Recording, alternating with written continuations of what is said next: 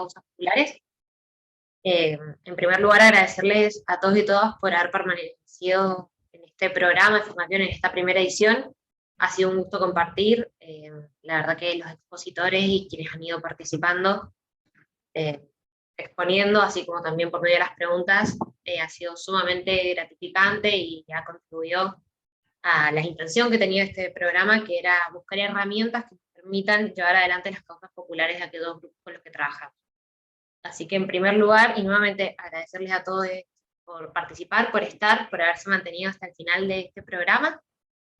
Y bueno, le vamos a dar la bienvenida a quienes van a darle cierre, a concluir esta instancia, que es Nicolás Rechenick y Sergio Job. Nicolás es abogado de la UTEP y es coordinador nacional interdisciplinario de la Dirección de Acceso a la Justicia. Y Sergio es abogado y doctor en Ciencias Políticas, diplomado en Seguridad Ciudadana, docente de la Facultad de Derecho y de la Facultad de Ciencias Sociales de la Universidad Nacional de Córdoba. También es militante de la Unión de Trabajadores Rurales de la UTEP de Córdoba, coordinador regional de Acceso a la Justicia del Ministerio de Justicia y Derechos Humanos de la Nación, y autor de numerosos artículos y libros vinculados al derecho, al poder y a las resistencias. Así que sin más preámbulos, le damos la bienvenida y que expongan, los queremos escuchar. Bueno, muchas gracias, Flor. Bueno, buenas tardes a todos y todas. Un poquito como para darle un marco a lo que vamos a compartir con Nico. Cuando estábamos preparando el encuentro de hoy, decíamos, bueno, tiene la característica de que vamos a estar hablando de algo que afecta y que tiene que ver con lo cotidiano de los sectores populares, de la labor que hacemos como abogados y abogadas populares, muchos y muchas de nosotras. Les iba a pedir, si quieren y pueden, prender cámaras, porque por ahí hablarle a letras es medio como que, no sé, como exponente es medio como que no sabes a qué le estás hablando. ¿Cómo andas, Juan Dantiac? ¿Todo bien? No, le decía que tiene que ver con lo que es el derecho contravencional, ¿no? Que afecta muchísimo a los sectores populares. Entonces, en lo particular, yo soy un poco más viejo que muchos y muchas de ustedes, y cuando me recibí allá en el 2005, salí a ejercer queriendo ser un abogado de los sectores populares y que esto y que lo otro, y me había preparado un montón, había estudiado un montón algunas cosas, y cuando empecé en el barrio resulta que todos caían con contravenciones, ¿no? Y los detenían por contravenciones a lo loco, y a lo largo de 6 años de carrera no había visto jamás que existiera algo así llamado código contravencional. Está bien, puede ser un defecto de la carrera, pero también tenía que ver con el lugar que ocupaba en ese 2005 en la materia contravencional, y la verdad que tuvimos que ponernos a estudiar de la nada, porque preguntábamos al resto de los abogados que ejercían y demás, y nadie tenía idea de qué era el derecho contravencional, y era como un agujero negro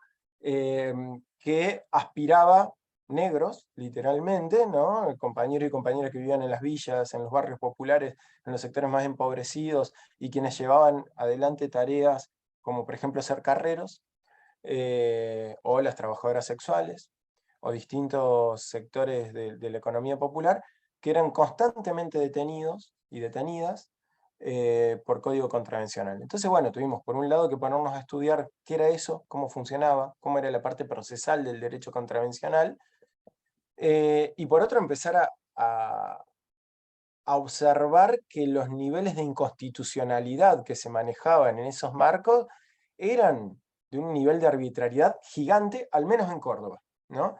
Entonces, decía, cuando pensábamos con Nico, Nico es de Cava, yo soy de Córdoba, y bueno, y acá hay compañeros y compañeras de distintos lados del país, decíamos, bueno, por ahí no entrarle a lo fino en términos de la estructura legal que tenga cada código contravencional, o código de convivencia, o código de faltas, o como se llame en cada lugar, sino por ahí sí trabajar algunas figuras que funcionan de manera similar, al menos en lo que podíamos compartir entre Cava y Córdoba, y que sabemos por hablar con los compañeros de Mendoza, por ejemplo, que es similar, pero sobre todo poder entender cuál es la lógica general en la cual funciona y por qué gana tanto protagonismo esto del derecho contravencional y demás, entonces poder entender en el marco de qué es que sucede que gana este protagonismo, que empieza a ser utilizado como una herramienta de persecución hacia los sectores populares y demás.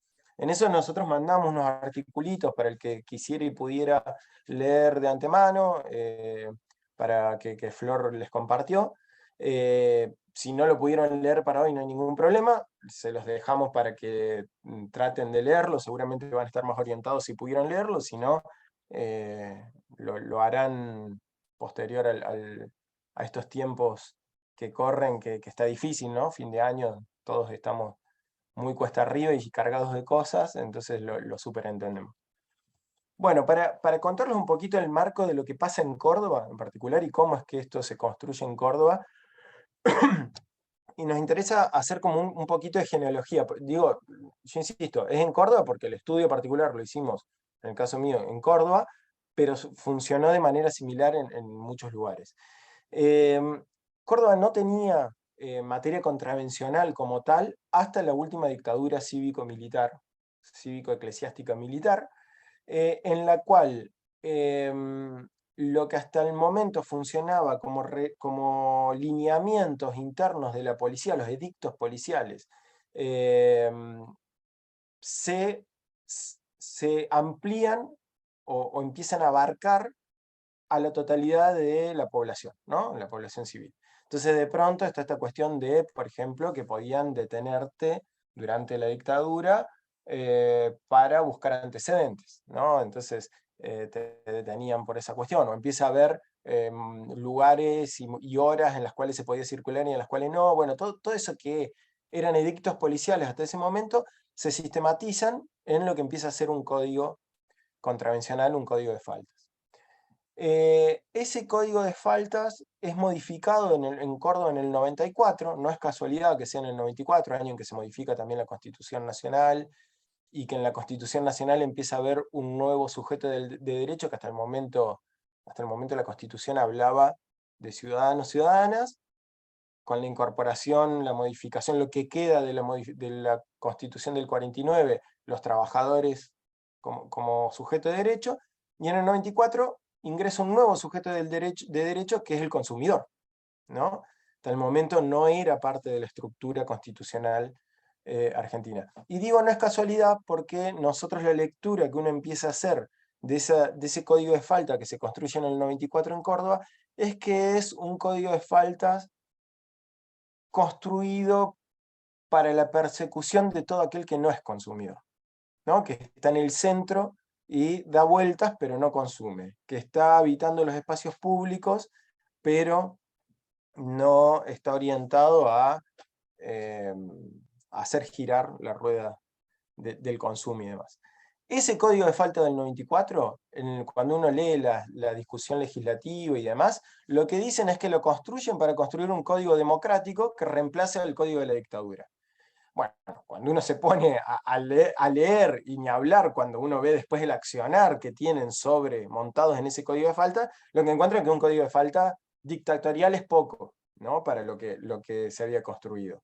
Es un código terrible en el cual, por ejemplo, lo vamos a ver a lo largo un poquito de este desarrollo que voy a hacer, pero para que tengan una idea, era la misma institución la que detenía, juzgaba y ejecutaba la pena, es decir, la policía. No intervenía ningún otro órgano que no fuera la propia policía a lo largo de todo el procedimiento, desde el momento que detenían a alguien hasta el momento que lo soltaban.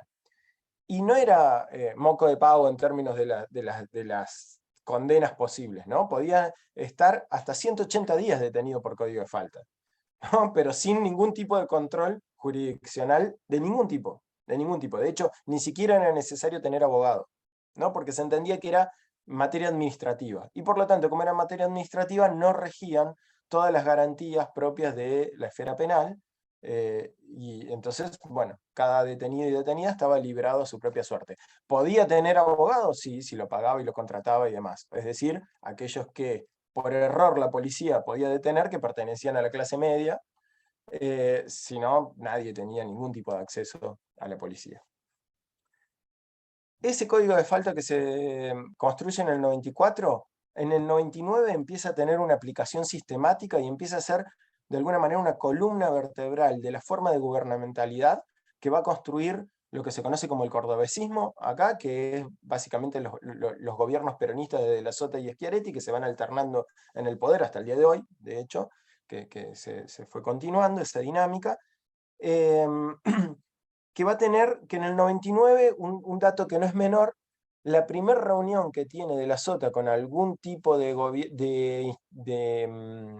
organismo internacional es a las 2 semanas de asumir, y no es con el Banco Interamericano de Desarrollo, no es con algún organismo de derechos humanos, ni nada por el estilo, sino que es con el Manhattan Institute. El Manhattan Institute, para quienes no saben, para definirlo más o menos fácil que se entienda, es algo así como el Ministerio de Seguridad para el Tercer Mundo, ¿no? Es un espacio que pensaba políticas de seguridad, que aplicó en su momento Giuliani, no sé si se acuerdan, un intendente, un alcalde de New York, que planteaba esta idea de tolerancia cero con los pobres, ¿no? Está claro, no tolerancia cero con los evasores, con los poderosos y demás, y que planteaba, por ejemplo, esta teoría de las ventanas rotas, que es una teoría criminológica muy mala, que plantea algo así como que si hay un vidrio, si vos dejás un auto en un lugar, rompen un vidrio y no se interviene frente a esa pequeña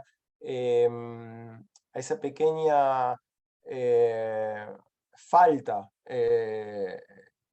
en la ciudad, eso da lugar, ¿no? En una escalada, estoy simplificando mucho, haciendo muy naif la explicación, pero da lugar a que haya asesinato, ¿no? O sea, es una cosa muy poco fundamentada en términos criminológicos y sociológicos, pero fue una teoría que fue muy importante, ¿no? Y de hecho acá, para que se den una idea, el Manhattan Institute termina siendo el representante del Manhattan Institute en Argentina, la Fundación Alex Bloomberg, en su momento, que de hecho con la provincia de Córdoba terminan firmando un convenio por el cual esa fundación era la asesora en términos de seguridad del gobierno de La Sota.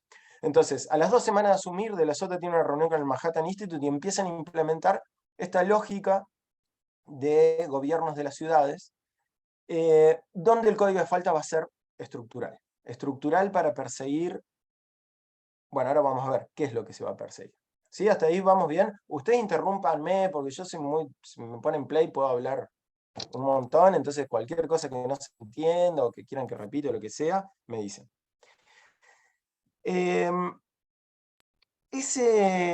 Esa situación nosotros con el tiempo logramos definir, no fue algo inmediato, sino a medida que se fue incrementando esta lógica de gubernamentalidad, nosotros terminamos definiendo que lo que se había construido era un Estado policial.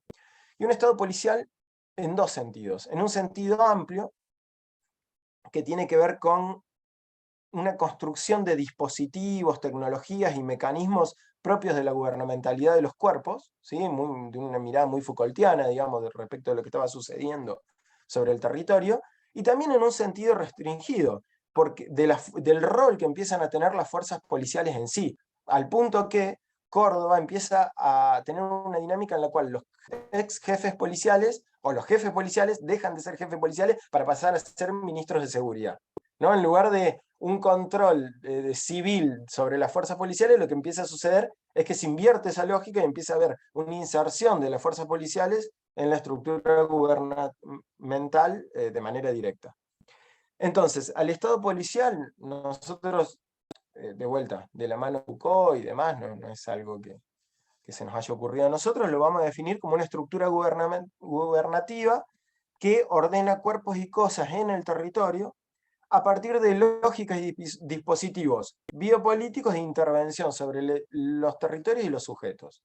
Entre esos dispositivos y mecanismos y demás, va a ser fundamental, como les decía, el código de faltas.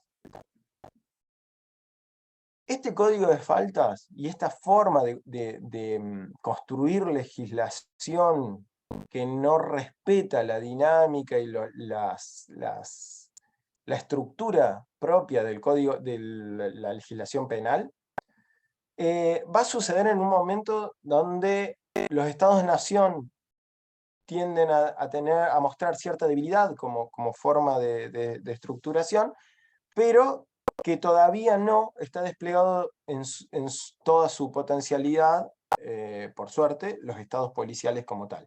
Entonces está en ese momento de ya no, pero no todavía, ¿no? Y Gramsci decía que esos momentos donde aparecen los monstruos, ¿no? En esos momentos de transición, de crisis entre una forma y otra de estructurar los gobiernos, de estructurar eh, las economías y de estructurar las dinámicas sociales, es un momento muy complejo.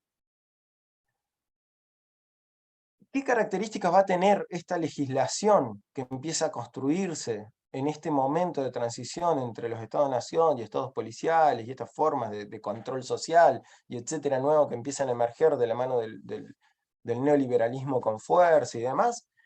Y va a tener una lógica de administración, ¿no? Por eso yo empecé diciendo esto dicen que es derecho administrativo, decía, la escuela cordobesa insistía con fuerza, fue una pelea muy grande que tuvimos que dar para decir, no, esto es derecho penal de baja intensidad, no es derecho administrativo. En el resto del país no hubo tanto esa discusión, acá fue bastante fuerte, en términos más, me refiero tanto en los tribunales como en términos de doctrina, ¿no? Una discusión fuerte, por los efectos que tenía concretos, no simplemente por discutir de manera intelectual. Y entonces, esta nueva legislación que empieza a construirse, les decía, tiene que ver con una administración presente y futura, ¿no? Acá entra la idea de lo preventivo, ¿no? Que vamos a empezar a escuchar con mucha fuerza, ¿no? La idea de la prevención, la prevención se empieza a instalar con muchísima fuerza vinculada a la idea de seguridad, ¿no? De que hay que prevenir en términos de seguridad. Entonces hay una inversión del principio de que uno en principio es inocente hasta que se demuestra lo contrario, ¿no? Porque ¿cómo haces para prevenir si no es en términos de justicia social, ¿no? Si es en términos de persecución y de captación, ¿cómo haces para prevenir algo que todavía no ha sucedido? ¿No? Salvo que los policías tuvieran la posibilidad de leer las intenciones de quien iba a actuar, es muy complejo, ¿no? Entonces o funcionás en base a un prejuicio, que es como se terminó resolviendo, ¿no? ¿Quiénes eran los futuros eh, infractores? Entonces decía, es administración presente y futura, preventiva de cosas y cuerpos. Y esto empieza a generar algo que ya venían marcando distintos autores de la ciencia política a nivel mundial, de la sociología y demás, que es esta idea de que empieza a haber cierta indiferenciación entre hecho y derecho, ¿no? Típico de los estados de excepción, ¿no? Los estados de excepción son justamente ese momento en el cual, por una ley que habilita el estado de excepción, el estado de sitio, bueno, en cada lugar se llama distinto, pero casi todas las constituciones, a partir de la constitución de Weimar, empiezan a tener esta cláusula del estado de excepción, por la cual se suspende, no se anula, se suspende los principios legales y queda el Estado en fuerza bruta, digamos, o en estado puro, diría Schmitt, administrando la población y administrando la política y la justicia, etcétera, etcétera. Entonces empieza a haber, les decía, cierta indiferenciación entre hecho y derecho. Y empiezan a dar lugar a algo así como estados de excepción permanente, ¿no? Porque si eso, que era una excepción, se vuelve la regla, bueno, empieza a pasar algo muy raro. Si de pronto la mayoría de la gente en Córdoba no era detenida por el Código de Faltas, perdón, por el Código Penal, sino por el Código de Faltas, quiere decir que lo que está rigiendo como norma, como lo normal, empieza a ser lo que en principio era una excepción, ¿no? Ahí vamos. Y estos estados de excepción permanente tienen una particularidad en cómo se van construyendo, que se construyen con ordenamientos que son muy minuciosos, ordenamientos legales, digo, que son muy minuciosos, que tienen una ilegalidad, o sea, una legalidad indeterminada y ambigua, ¿no? Todo lo contrario a lo que pide una tipificación penal, ¿no? Que esté claramente establecido cuál es lo que uno no tiene que hacer para no cometer un delito, ¿no? Ahora, si en lugar de el que matare a otro va a tener entre 8 y 25 años, bueno, tenemos clarísimo cuál es la acción que no tenemos que realizar para no entrar dentro de la tipificación del homicidio, se vuelve mucho más difícil cuando uno tiene que analizar la materia contravencional. Porque de pronto, por ejemplo, tenías artículos, que ahora vamos a ver algunos de esos, como el que merodear. ¿Y qué es merodear? Y nadie termina de saber. ¿Cuál es la diferencia entre merodear y pasear?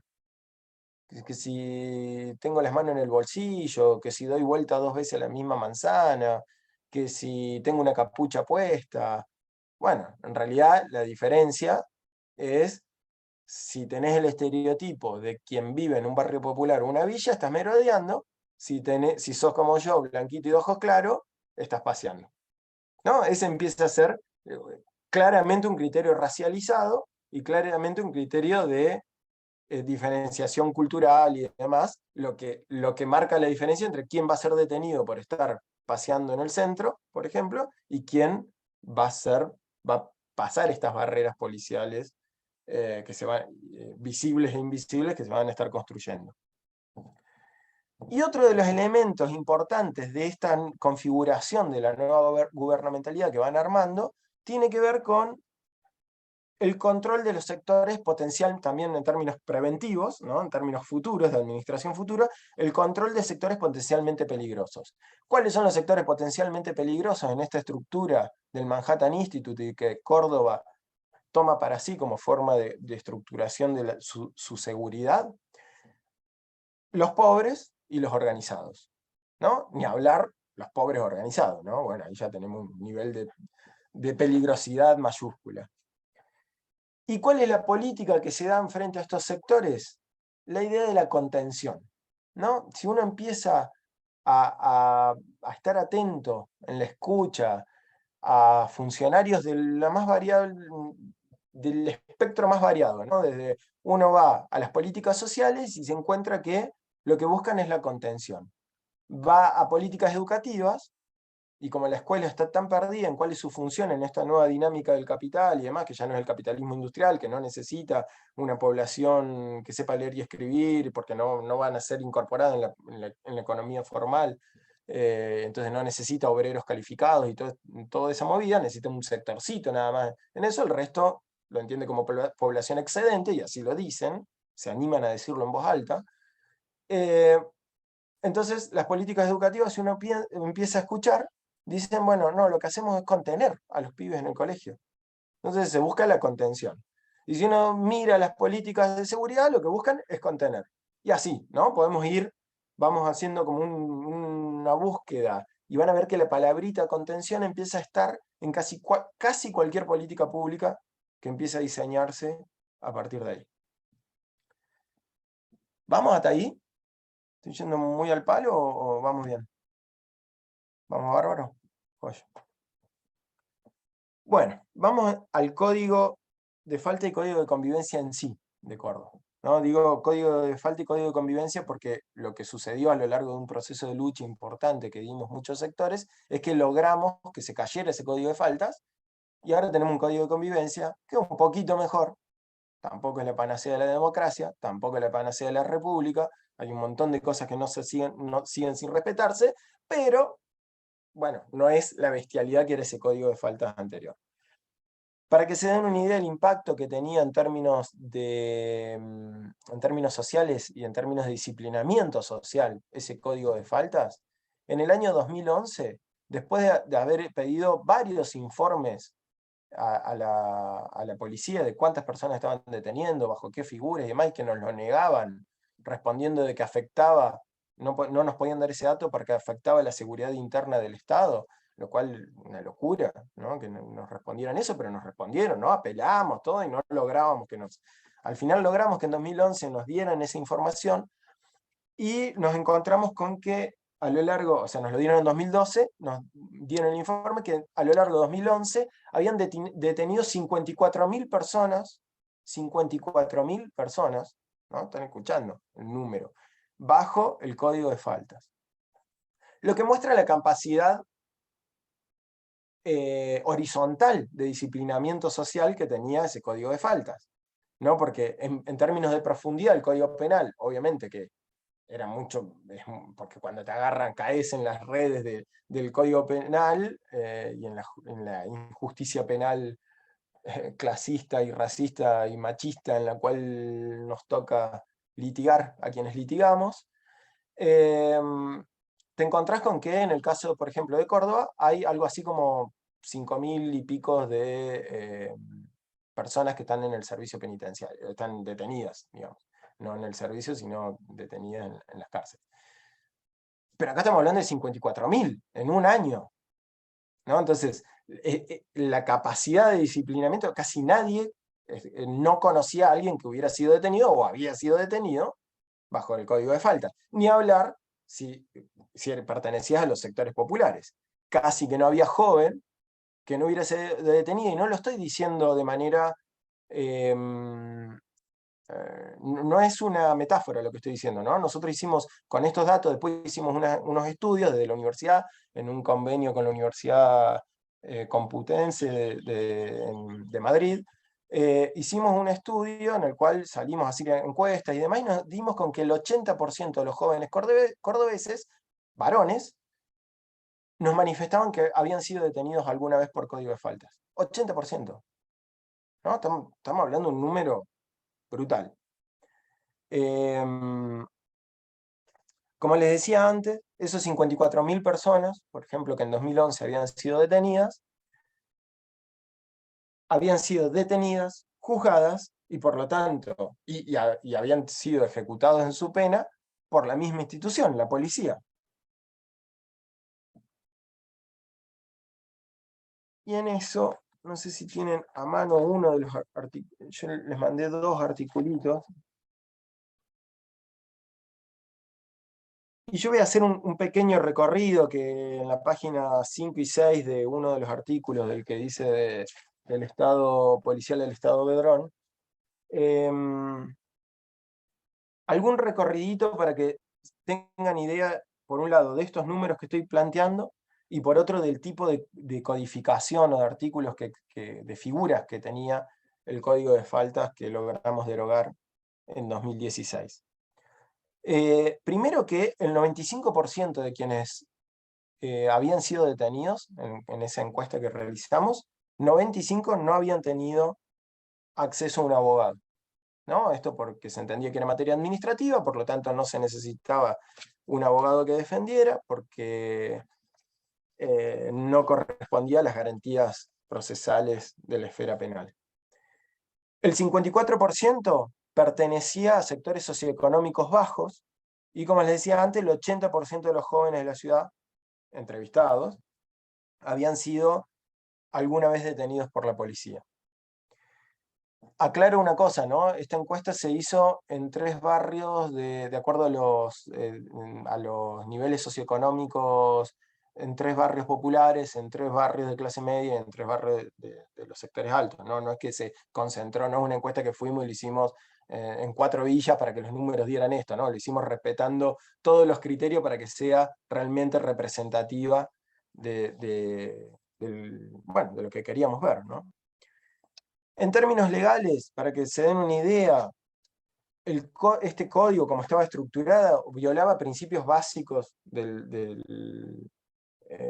como por ejemplo la legalidad penal, la lesividad, la culpabilidad, la libertad ambulatoria, el derecho de defensa, el derecho a la igualdad, la división de competencias de Estado-Nación, porque de alguna manera se metía, ¿no?, a materia penal, ¿no? Era una forma de estar legislando en materia penal. Los principios de privacidad, y un largo etcétera, ¿no? Todo porque era simplemente administrativo el código. Incluso si vos no tenías el DNI encima, ibas detenido, ¿no? Cuando te pedían identificarte, te detenían por no tener el DNI encima, lo cual es claramente inconstitucional, ¿no? No hay ninguna obligación de portar el DNI cuando uno transita. ¿Qué tipo de figuras tenía? Por ejemplo, el artículo 46 hablaba de mendicidad profesional. Nosotros siempre nos preguntamos, bueno, ¿y dónde se estudia mendicidad? ¿Cómo es mendicidad profesional? ¿Qué es esto de la mendicidad profesional? Bueno, cualquiera que estuviera en el centro pidiendo una moneda o lo que sea, podía ser detenido por la figura del artículo 46, que era mendicidad profesional. ¿Qué otra figura, por ejemplo, traía? El artículo 45, y esto dimos una batalla muy grande. Yo fui 5 años abogado de AMARC, Córdoba, de la Asociación de Meretrices, de Mujeres Meretrices, y había una figura específica destinada a ella, que era el artículo 45, que es el de prostituirse escandalosamente, ¿no? Yo quiero aclarar una cosa, ¿no? Había otra figura que era escándalo en la vía pública. Entonces, claramente lo que había en esta figura era directamente, se estaba juzgando no un hecho, ¿no? Sino a quien lo realizaba, ¿no? Porque si ya existía la figura de escándalo en la vía pública, ¿por qué cambiaría en función de que quien lo hiciera fuera trabajadora sexual? Claramente tenía que ver con la posibilidad de la estructura policial de mantener un negocio, ¿no? Que es el regular el territorio en el cual las compañeras trabajaban o trabajan. Otras figuras, en el artículo 99, la de concurrir a reuniones públicas tumultuarias, ¿no? Si vos te juntabas con más de 5 personas, ya se entendía que se configuraba esta figura, entonces te podían detener no por generar tumultos, ¿no? por generar daños que entraría en otra figura, no por juntarte y hacer un reclamo y no sé, y prender fuego a la Casa Radical, como pasó en el 95 en Córdoba. No, era por juntarte, nada más, no por lo que sucediera después que te juntabas. Y después, bueno, alguna muy conocida, que fue, si se quiere, caballito de batalla y que permitió la construcción de lo que hoy es el Marcha de la Gorra, ¿no? Como una gran forma de organización y de denuncia frente al atropello policial y demás, que era la idea de merodeo. La idea de merodeo era absolutamente indeterminado, como les decía, no hay ningún hecho típico que uno pueda decir, bueno, acá está la diferencia entre merodear y pasear, ¿no? Y de hecho la consigna era merodeo es paseo, ¿no? Porque no había ningún tipo de diferencia. Y esa era la figura que usaban de caballito de batalla para detener a lo loco, a lo loco, ¿no? Fue el gran elemento que utilizaron durante años y años para detener pibes en Córdoba. Todo esto, ¿a qué respondía? Respondía a una forma, como les decía, de gubernamentalidad que estaba muy atado a lo que sucedía en los medios de comunicación y que configuran esto que los criminólogos llamamos en general cuando nos referimos a la famosa demagogia punitiva, ¿no? Esta idea de intentar ganar votos y a su vez un gran negocio detrás de esto, a partir de creer de que deteniendo a los culpables de todo, que siempre son los sectores populares, en esta lógica, bueno, se ganaban votos. Y lo cierto es que sí, más en Córdoba, ¿no? Y bueno, en Mendoza supongo que también, ¿no? Hay lugares donde esto rinde mucho, ¿no? Lo de la demagogia punitiva. Bueno, Cava también. Entonces, lo que había construido era eso. Ahora, esa demagogia punitiva se empezó también de alguna manera irse de las manos al propio gobierno, ¿no? Que estructuraba esa lógica. ¿Y por qué se le fue de las manos?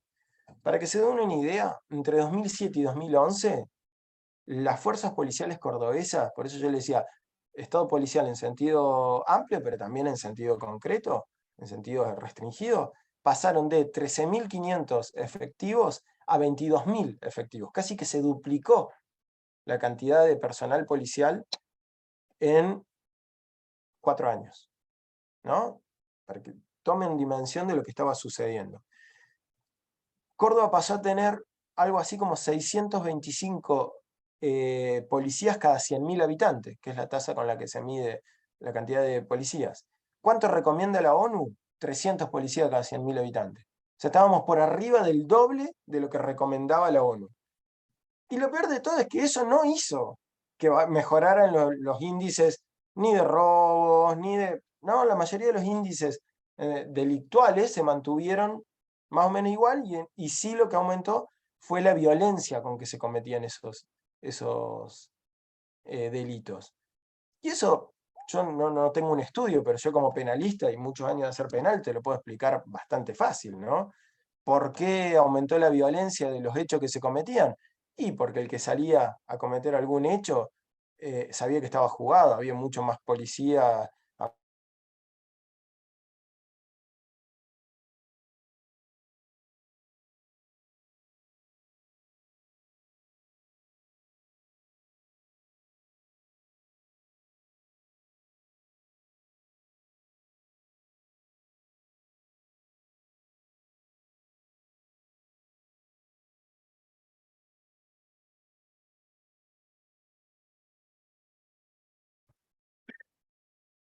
Ahí se cortó, pero va a volver. Sergio ahora va a contar dónde vive y los problemas de señal que hay, porque la conectividad por ahora no es lo suficientemente federal, pero por lo general vuelve, así que no se hagan problemas.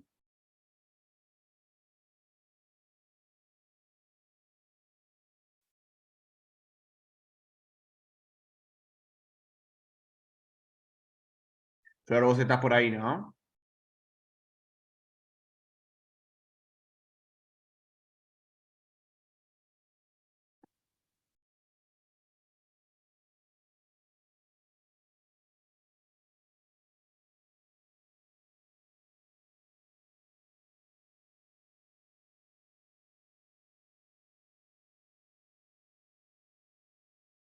Bueno, aprovecho, yo voy comentando un par de cositas respecto de la clase, respecto del curso.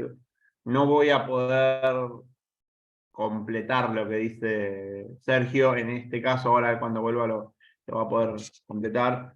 Sí, en su momento, cuando estuvimos preparando esta clase, cuando estuvimos dialogando sobre las distintas cuestiones que íbamos a comentar y lo que convenía decir, nos propusimos laburar de un modo en espejo, en el sentido de la cuestión de la provincia de Córdoba con lo que sucede en la ciudad autónoma de Buenos Aires, haciendo varias salvedades, digamos, en cuestiones que hacen un poco más a la historia de la ciudad de Buenos Aires, cuestiones referentes a la autonomía y cuestiones referentes a la situación política general, que el derecho penal, en este caso estamos hablando de la cuestión contravencional, que forma parte del derecho penal y debe formar parte del derecho penal. Esto es algo que seguramente Sergio lo iba a comentar, pero muchas veces se utilizan lo que son las consecuencias de los edictos policiales, códigos de convivencia, normas contravencionales para dar una especie de procedimiento administrativo a cuestiones que son de índole penal. Por más de que no sean los delitos tipificados por el Código Penal, siempre que del otro lado hay una sanción punitiva, se debe regir por las mismas garantías que se rige el derecho penal. Esto está dicho por la Corte Interamericana de Derechos Humanos, está dicho por nuestra Corte Suprema en varias ocasiones. Pero ¿qué hace? Muchas veces los gobiernos municipales y provinciales buscan sacar de la esfera del derecho penal determinadas cuestiones, por ejemplo, la cuestión del escándalo, la cuestión de la oferta sexual y sobre todo lo relacionado a la lucha por el control bien y mal entendido del espacio público. Buscan sacarlo de la esfera penal y ponerlo dentro de la órbita administrativa, diciendo, considerando erróneamente que el espacio público es facultad exclusivamente de disposición de los gobiernos, de los poderes ejecutivos provinciales y municipales, y no que es una cuestión, digamos, así, lo público tiene otro tipo de ribetes y otro tipo de connotaciones, más allá de la posibilidad que tiene cada uno de los poderes ejecutivos de controlar, de hacer cumplir la ley, de proponer políticas públicas. Ahora bien, muchas veces se utiliza acá no se puede trabajar para tener control y después de eso, que vamos a verlo luego, generar un negocio a partir de eso, ¿no? Como sucede mucho en la ciudad de Buenos Aires. Pero ¿qué pasa? El hecho de sacar de la esfera penal determinadas cuestiones genera que, por ejemplo, uno no pueda, como dijo Sergio, no tenga contacto con un abogado defensor. Obviamente acá somos la mayoría, entiendo, abogadas y abogados. Sabemos que cuando uno está detenido, el primer derecho que tiene es a ser asistido por un abogado de su confianza. Bueno, en los casos contravencionales y en las derivaciones de los edictos policiales, esto no pasaba. Tampoco estaba el derecho al recurso, tampoco estaba el derecho a la fundamentación de los fallos, tampoco estaba el derecho al control de la prueba. Entonces, está un poco decir, bueno, saquemos del derecho penal determinadas cuestiones. Ojo con esas cuestiones de sacar de la esfera del derecho penal determinadas cuestiones, porque una cosa es sacarlo del derecho penal, proponer métodos alternativos de resolución de conflictos, tribunales de menor cuantía, una serie de cuestiones que tienen mucho sentido, que funcionan y que ayudan a evitar el excesivo conflicto de nuestra sociedad. Ahora, cuando desde determinados lugares nos dicen saquemos de la esfera del derecho penal, lo que nos están queriendo decir es saquemos las garantías penales a esas personas. O en determinadas cuestiones, saquémosle las garantías penales. Y ahí se tiene que prender una alerta. No sé, Ser, si ya volviste o no. Sí, volví desde el celu, porque se cortó internet, justo en el momento. Justo comentarles a los compañeros dónde estás, porque la conexión no es federal todavía. Claro, yo vivo en el campo, entonces acá hacemos lo que podemos. Che, no sé hasta dónde se escuchó, porque yo encima seguía hablando como si...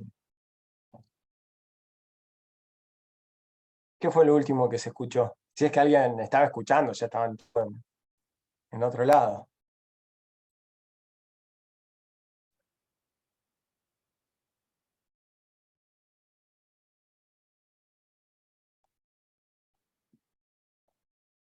Hola, ¿me escuchás? Sí, lo último Sí, que Lo dijiste, último que Ser, yo... Ah, perdón.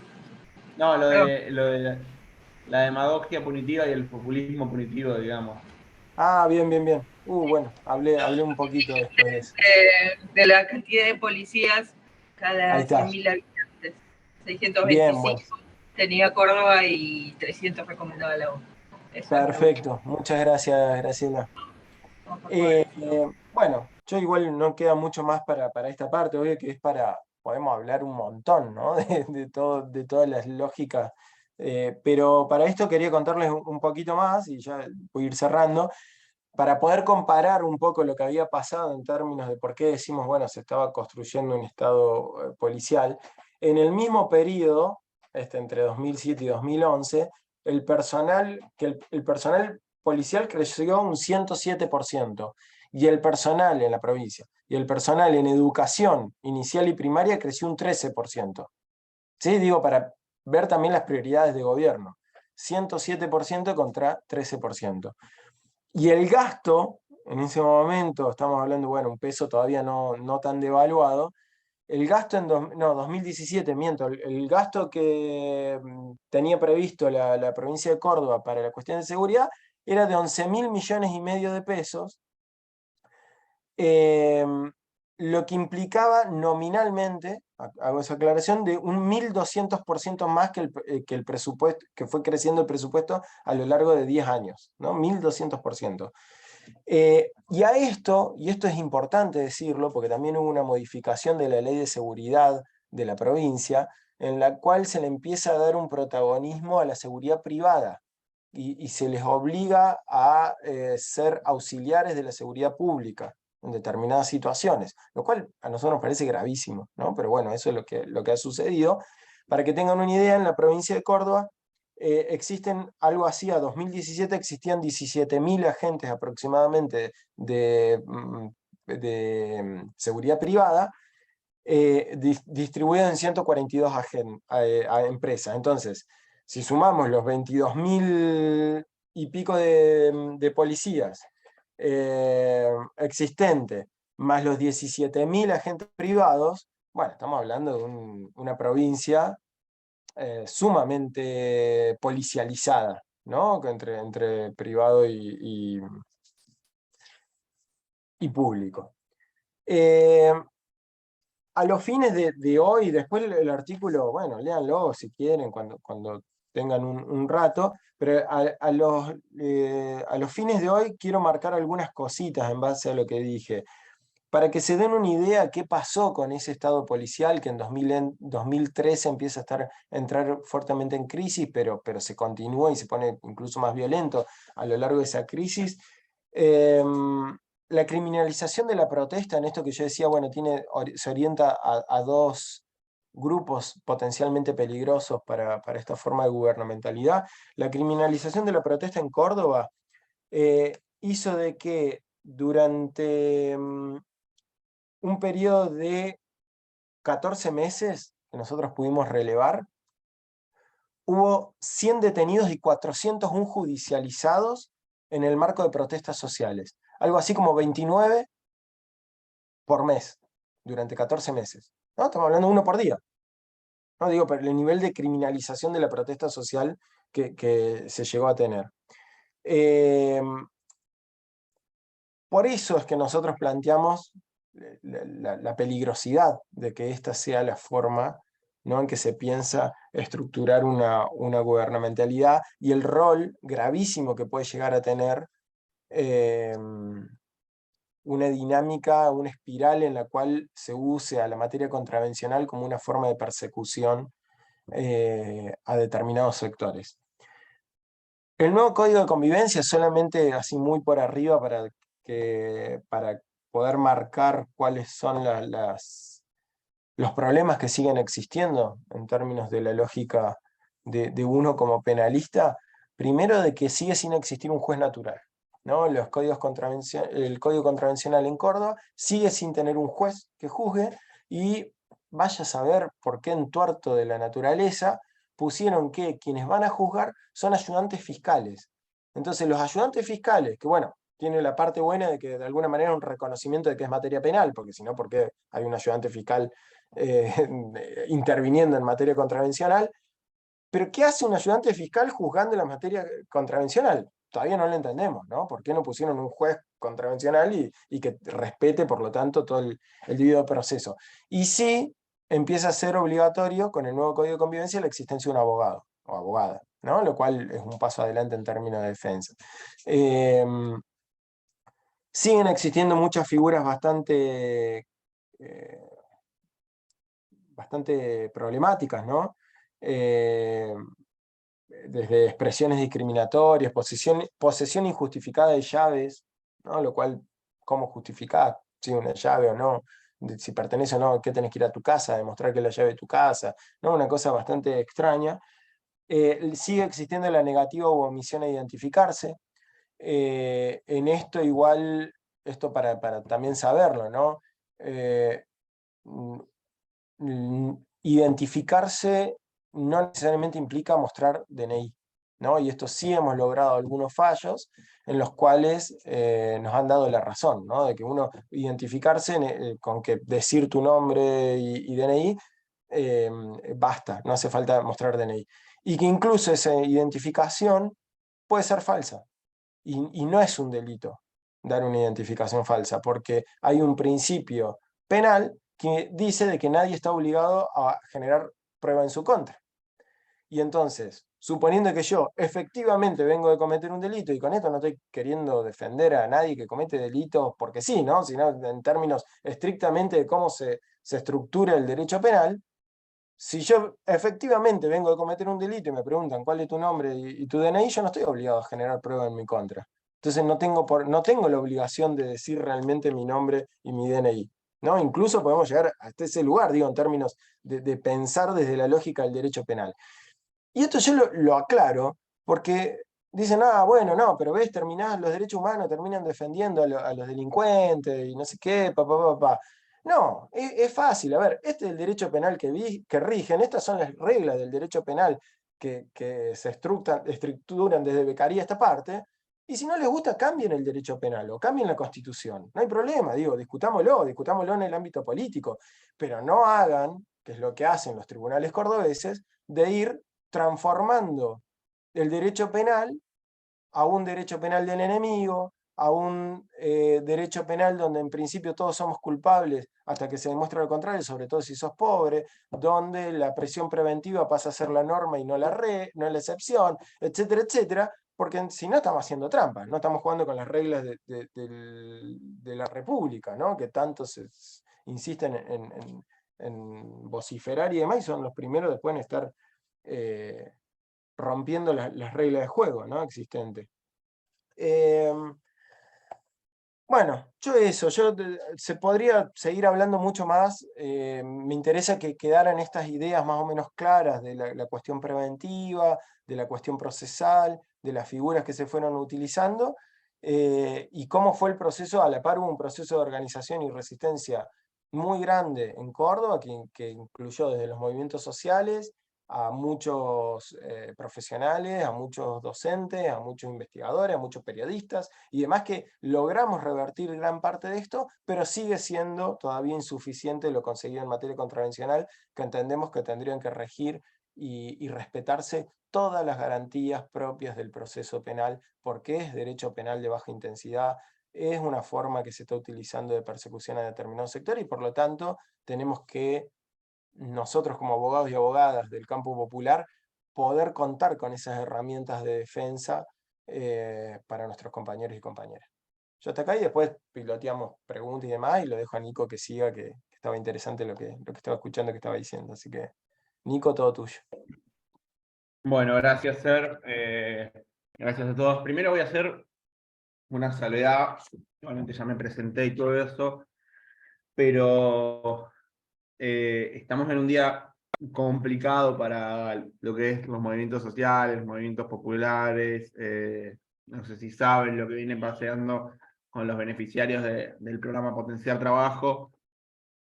No tengo más que manifestar eso para que estemos todos en tema, por si en algún momento me llega a llegar alguna llamada relacionada con el tema, que tenemos que estar medio atentos, porque realmente lo que está pasando es sumamente grave. No quiero empezar a hablar del tema porque después no termino más y termino hablando del tema, y la verdad que los motivos del curso y de la clase son muy interesantes, muy útiles y están buenísimos, y respeto este espacio como para hablar de esto, que es lo que entiendo que tienen ganas de que charlemos. Lo primero que digo es que obviamente cualquier tipo de pregunta que quieran hacer, me interrumpen y realicen la pregunta, por favor, se lo pido. Yo, Aiser, con una capacidad técnica envidiable, comentó una serie de cuestiones procesales y procedimentales, que no es lo mismo, pero es muy similar, respecto de cómo funcionan los códigos contravencionales, o bien mal llamado código de convivencia. En el marco, digamos, yo voy a hacer un paralelismo con lo que sucede en la Ciudad de Buenos Aires, que tiene sus particularidades. Yo no voy a tratar de no repetir lo que ya dijo Esther, sino centrarme, digamos, en las diferencias, en una evolución histórica de lo que pasa en la Ciudad de Buenos Aires, que tiene obviamente sus particularidades, y un tema central del cual no me quiero olvidar es cómo desde la justicia o desde la política o desde determinados ámbitos se hacen jugar a delitos contravencionales con delitos penales en el mismo momento, o se utilizan determinadas figuras en determinado contexto con el objetivo de perseguir políticamente a determinada cuestión, o con, digamos, como distintos menúes que hay dentro del sistema punitivo, como para después poder utilizar y llevar a cabo por quienes, por la justicia, digamos, en general. Bueno, la Ciudad de Buenos Aires como tal se crea alrededor de 1500, ¿no? Pero como entidad política independiente y con personalidad política propia y con posibilidad de dictar sus propias leyes, podemos remontarnos a la reforma constitucional de 1994, que dota de autonomía a la Ciudad de Buenos Aires. En el marco de esa reforma, en la Ciudad de Buenos Aires, hasta ese momento todavía se encontraban vigentes los edictos policiales. La Ciudad de Buenos Aires como tal siempre tuvo un instrumento jurídico diferente al resto, que nadie entendía bien cuál era el motivo. El motivo era que se encontraba en la capital, pero no tenía otro motivo mayor, que es la justicia nacional como tal. La justicia nacional en lo civil, la justicia nacional del trabajo, que sí tiene un sentido importante, que es la de unificar determinadas cuestiones relacionadas al fuero del trabajo, y sobre todo la justicia nacional en lo criminal y correccional. esta es la justicia que equivale a las justicias provinciales en determinado, en todo el país. O sea, la justicia nacional en la ciudad de Buenos Aires tiene digamos, las mismas facultades que la justicia de la provincia de Buenos Aires, que la justicia de Córdoba. Pero se llama justicia nacional.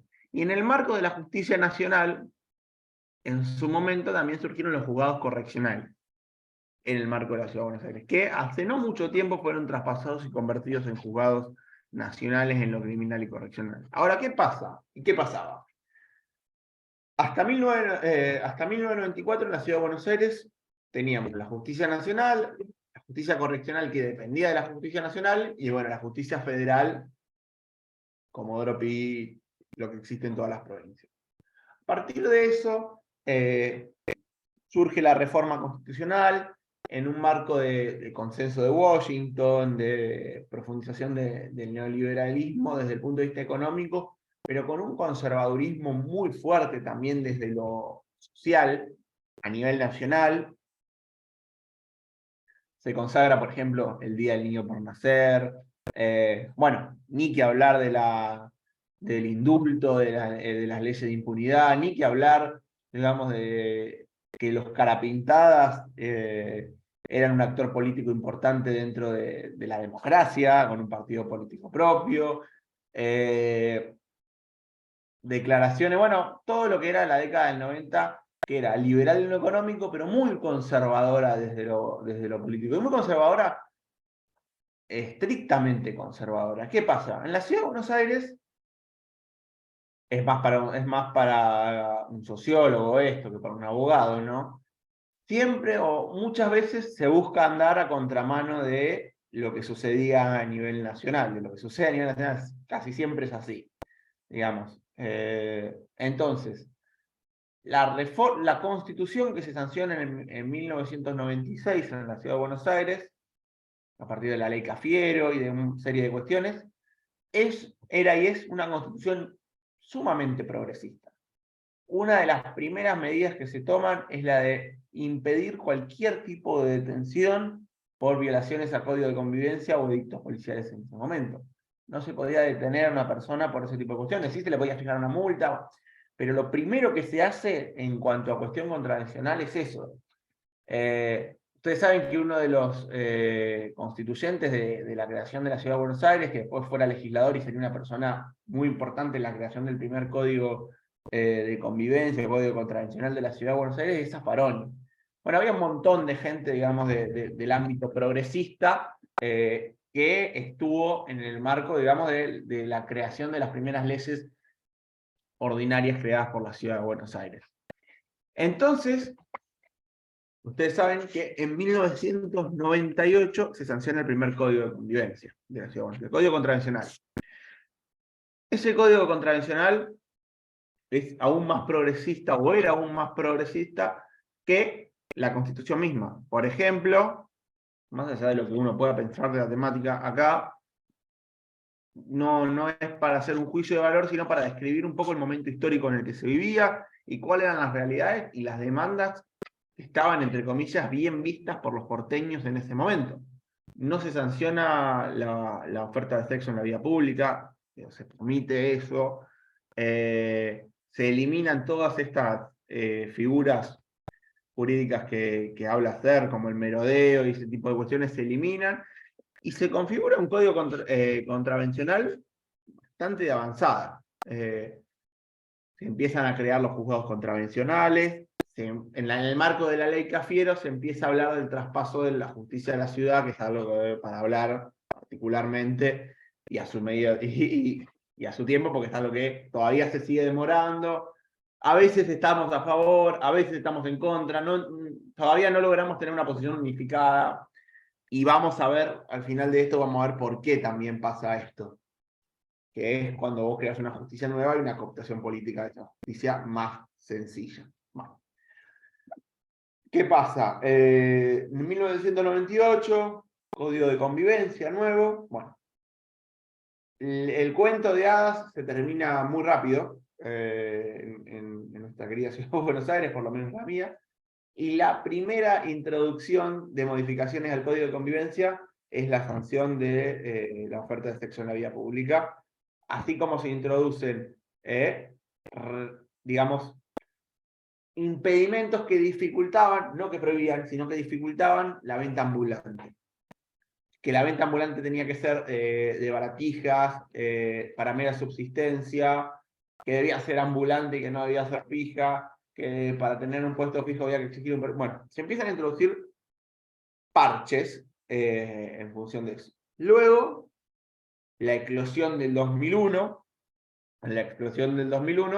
y este progresismo que vivía la ciudad de Buenos Aires, se asusta un poco ante la proliferación, digamos, de nuevas formas de organización social, las asambleas populares, los piquetes, piquete y cacerola, la lucha es una sola, bueno, después no fue una sola, unos luchaban por plazo fijo y otros luchaban por comida para los comedores, entonces se genera una situación, una sensación de desgobierno muy grande en el marco de la ciudad de Buenos Aires, con un gobierno que además políticamente pertenecía a la alianza, digamos, o sea, al partido gobernante a nivel nacional, que evidentemente no solamente no había podido hacer nada para resolver los problemas que había dejado el menemismo, sino que los había profundizando el ajuste, dejando el gobierno con 38 y 39 muertos en las plazas. Desde ese punto de vista nace, se trata de reciclar el gobierno de la Ciudad de Buenos Aires en ese momento, y hace una especie de giro copernicano y empieza a hablar mucho del orden en la vía pública. Empieza a tomar como bandera muy grande el orden en la vía pública, la lucha por la vía pública, el discurso de la crisis es tremenda en el país, pero en la Ciudad de Buenos Aires seguimos siendo la París de Sudamérica. Eso se empezó a ver mucho con publicidad. Con publicidad a veces bien intencionada y a veces mal intencionada. Y digo bien intencionada porque, recuerden el momento en el que estamos, Argentina como país y la ciudad de Buenos Aires como ciudad es gran receptora de turismo internacional. Entonces, ingreso de divisas, digo, también en el marco de eso se tuvo que dar una política de el orden. Es decir, ¿y qué pasa a partir de 2001-2002? Surge un nuevo actor político de peso muy importante en la ciudad de Buenos Aires, que son los cartoneros. Si bien ya habían arrancado antes como organización, o sea, la organización en el mundo de las cooperativas empieza más tarde, empieza luego del 2001. Entonces, hay una ciudad que quiere ordenar el espacio público. Hay un espacio público cada vez más en disputa, por las crisis sociales, por la descomposición del tejido social y por el surgimiento de nuevos actores de la economía popular, de la economía social, que empiezan a ver cómo dentro del espacio público surge una posibilidad de ganarse el mango. Y no me hablo solamente de los cartoneros. Yo creo que la reforma del 2004 está plenamente destinada a ellos, pero también están los artistas callejeros, los vendedores ambulantes. Estamos hablando en un momento donde el trueque estaba en todos lados, todos acá, a los no tan jóvenes tendremos memoria de eso, poca, pero hay, digamos. Yo digo poca porque yo tengo 29 años, pero recuerdo un poco de esos. Algunos lo recordarán más.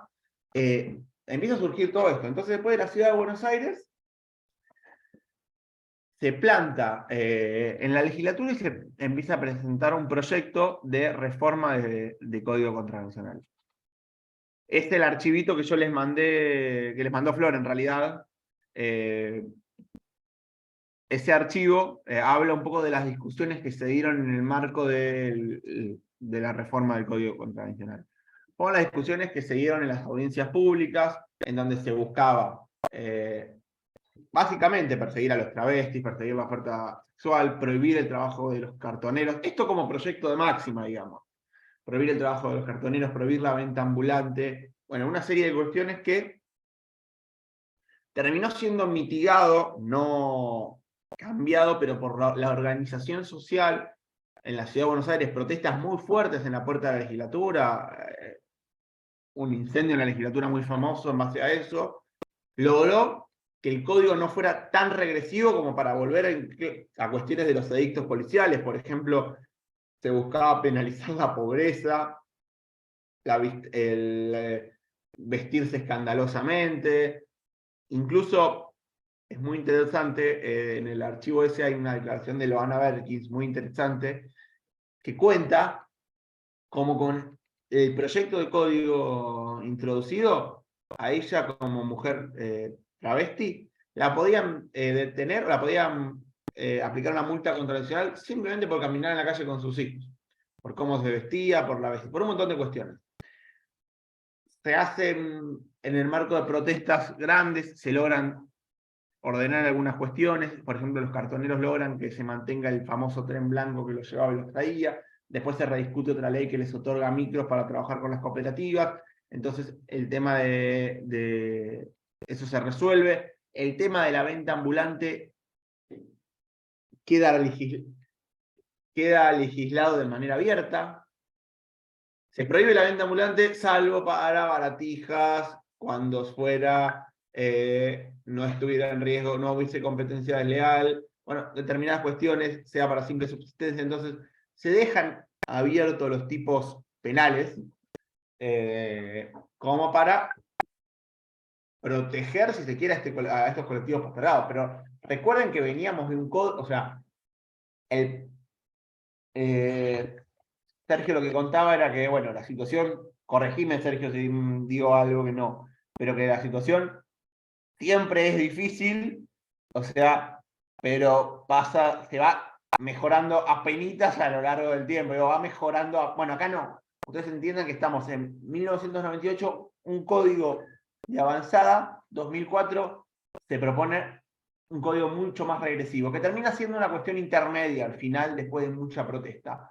Pero, más allá de la cuestión intermedia de esta situación, cambia la postura del gobierno, cambia la postura del Poder Ejecutivo en cuanto a qué es lo que se quiere hacer. También vaya un recuerdo a qué pasaba en el 2003 y 2004 a nivel nacional, ¿no? Después de la muerte de Maxi Darío en Puente Pueyrredón, después de las muertes del 19 y 20 de diciembre, a partir de la asunción de Néstor Kirchner, se tomaron muchas medidas, ¿no? Pero 3 o 4 medidas en cuanto a cuestiones concretas que cambiaron un poco el eje del discurso dominante con respecto a eso. Digo, no reprimir la protesta social, la reapertura de los juicios, determinadas cuestiones que eran una demanda de la ciudadanía porteña durante la década del 90, y que curiosamente, cuando esa demanda se concreta en un hecho concreto, digamos, se cambia un poco el eje y se empieza a hablar del orden, de la necesidad de preservar, de ser la reina del plata. Digo, bueno. Ahí lo que se pone muy de manifiesto en el documento que hay es cómo las contravenciones en sí, o las reformas del Código Contravencional, ponen a discutir dos ciudades, no dos modelos de ciudad, sino dos ciudades. En la ciudad, entre comillas, elegante, de las grandes avenidas, los edificios de principio de siglo, los faroles, y después la ciudad más subterránea, la ciudad que no se quiere ver, pero que en realidad representa a la mayoría de la ciudad de Buenos Aires. La gente que tiene que salir a trabajar, la gente que tiene que ganarse el trabajo, la gente que tiene que inventarse su propio trabajo, la gente que va a los comedores populares. Bueno, es una ciudad, son dos ciudades que no dialogan entre sí, sino que en el marco de las audiencias públicas, básicamente discuten, pero no dialogando entre sí, sino que una invisibiliza la existencia de la otra. Digamos, la ciudad rica invisibiliza la existencia de la otra. Era, bueno, yo no quiero que haya cartoneros porque no quiero que la vereda de la calle esté vacía. Y si no tienen que comer, y bueno, no tendrán que comer. Ni siquiera se ponían a pensar en eso. Entonces, es muy simbólico que la mayoría de las personas que se presentaron en las audiencias públicas, digamos, dirigentes sociales, políticos, culturales, se manifestaron en contra. Ahora, los únicos que esgrimían y se podían manifestar a favor de la reforma a este código contravencional son las famosas asociaciones de vecinos. muy neutro, muy tratando de ser neutral, digamos, una neutralidad que obviamente no existe, pero no había otros actores que se planteaban esta situación. Bueno, estamos en el 2004, ocurre la tragedia o la masacre en Cromañón, cambio en las autoridades de gobierno, asume el PRO en la Ciudad de Buenos Aires en 2007 con un discurso muy duro. Uno de los ejes de campaña de Macri en el 2007 es: voy a meter preso a todos los trapitos, por ejemplo, o a los que limpian vidrios. Ese es el discurso, y así se van introduciendo reformas que van, digamos, dificultando aún más la coexistencia pacífica en el marco de la Ciudad de Buenos Aires de distintos actores.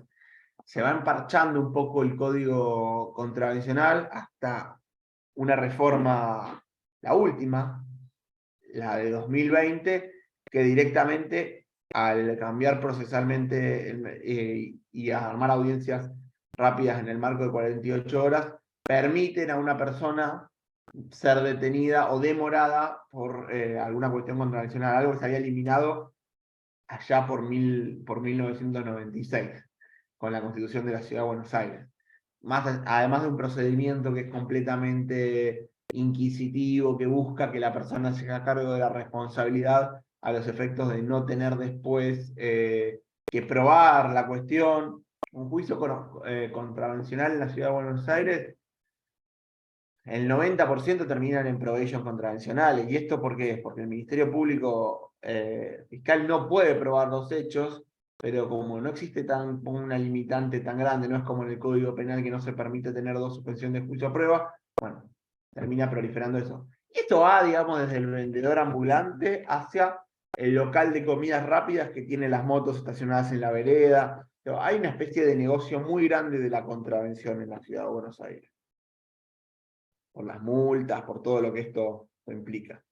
Ahora bien, dicho todo esto y armado una especie de historia muy breve, muy rápida sobre la evolución, cabe destacar un poco cómo dialogan las diferentes justicias que hay en el marco de un mismo territorio.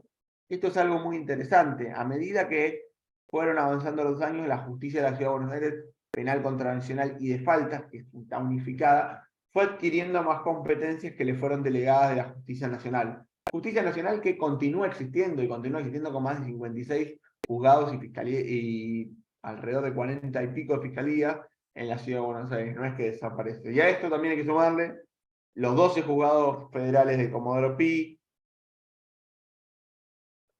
las cámaras, bueno, una proliferación de organismos judiciales y jurisdiccionales que muchas veces hacen que se genere una superposición de competencias bastante compleja.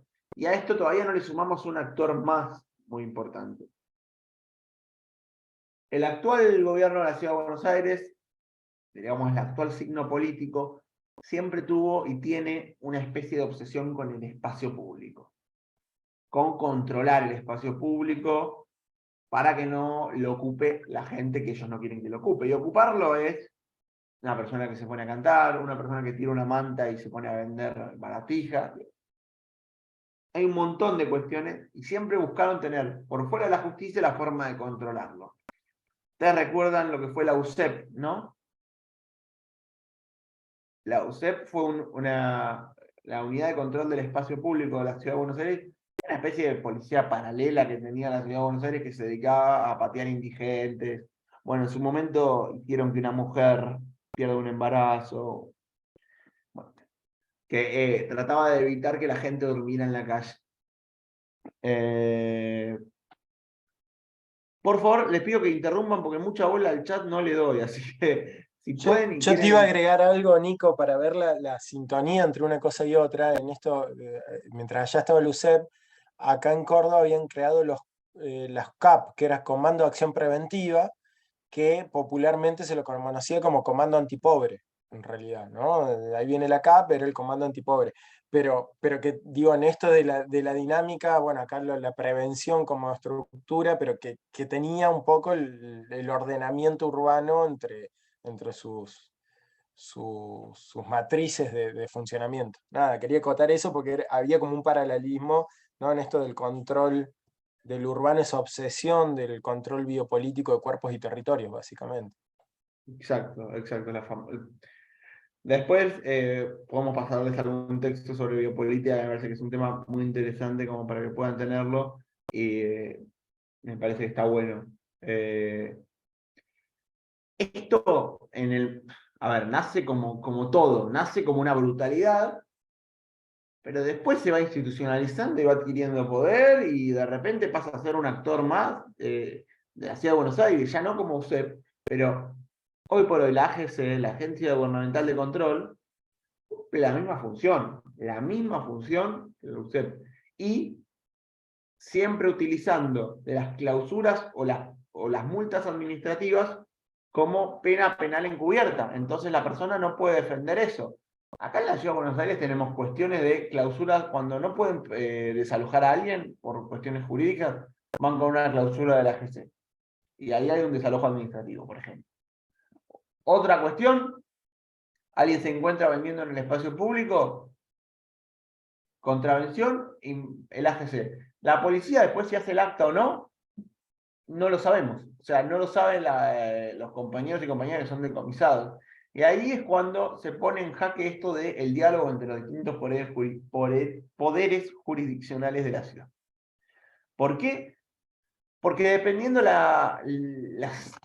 el delito en sí y la situación general, utilizan determinadas cuestiones para el mismo objetivo. El objetivo es limpiar la calle, literalmente limpiar la calle de gente, ¿no? De vendedores ambulantes, por ejemplo. Y lo que hacen es ir con decomisos de la Agencia Gubernamental de Control, no dan, por ejemplo, actas, la persona se queja, y ahí que le inician resistencia a la autoridad, lo detienen y ya está. ¿Por qué? Porque resistencia a la autoridad hoy por hoy no tiene, es facultad del gobierno de la Ciudad de Buenos Aires, de la justicia de la Ciudad de Buenos Aires. Antes no hacían eso. ¿Por qué? Porque era más difícil. Otra opción, ¿qué pasa? El principal motivo de detención en la Ciudad de Buenos Aires a trabajadores de la economía popular es la aplicación de la ley de marcas y patentes, una ley federal con el objetivo de evitar las falsificaciones marcarias.